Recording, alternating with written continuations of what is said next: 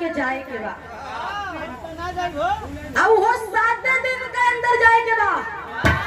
तोहरी खरियावा ना जाई काहे हो?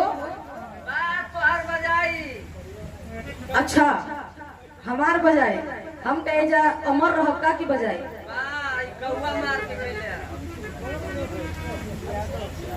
आप बड़े भैया अभिषेक यादव जी पकड़िया की धरती से आपके द्वारा यह 21 रुपए का प्यार पर आशीर्वाद बहुत बहुत प्राण साथ से सबके प्राण आशीर्वाद की प्रतीक्षा हुआ एवं कॉलन की तुहार बजाई ना हम अमर रह ना ऊ अमर रही है। करिया कौवा मार के खइले ह तो जे कौवा मार के खइले रहलो ना मरेला। खा के देखा।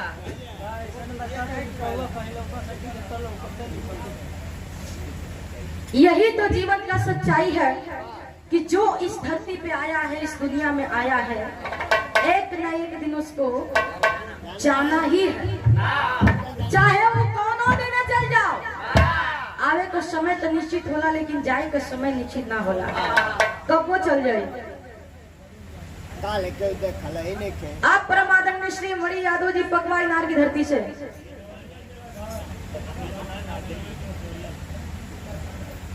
रेलवे की क्या है? अच्छा गेट में तब तो ना इंसाफी बा हो। हाँ ना इंसाफी बा लेकिन बहुत बहुत प्राण बहुत बहुत शुक्रिया। नहीं हो हम ट्रेन लेके क्या करो। आप लोगन बड़ा सुंदर प्रसंग सुननी जा कि दुनिया में केहू अपन नहीं खे अपन कहाए वाला तो सबे बा लेकिन समय समय पर जब केहू के खोजाई तो केहू कोनो बहाना ढूंढी कोनो बहाना ढूंढी। मैयो भाग गईली बबुओ भाग गईल आज जरा के 2 कवर खियावत रहा तो 4 कवर खियावत रहे वो भाग गए कि अबे हमारी जवानी बा सर जाए 2 महीना में मर गई मर जाए लेकिन हमार तो अबे जल जवान बानी हमार ब्याह शादी हो जाए दूसरा के राज रोजक जाए काहे के तौर विधवा बन के रहे। और आप बबी राजभर जी आपके द्वारा ये पुनः 21 रुपए का पुरस्कार बहुत बहुत प्राण साथ से सबके प्राण बा। तो क्या कर जा तोरो के दे हमरा के हिस्सा देबाओ में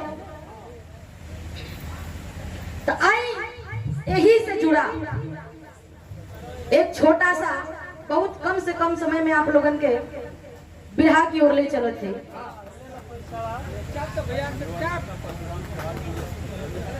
आप परम आदरणीय श्री युवा नेता परशुराम चौहान जी बीएसपी जी आपके द्वारा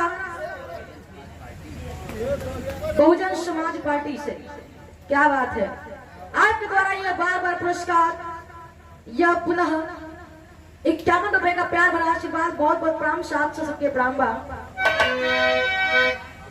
मास्टर साहब अब स्वर लेके आ रहे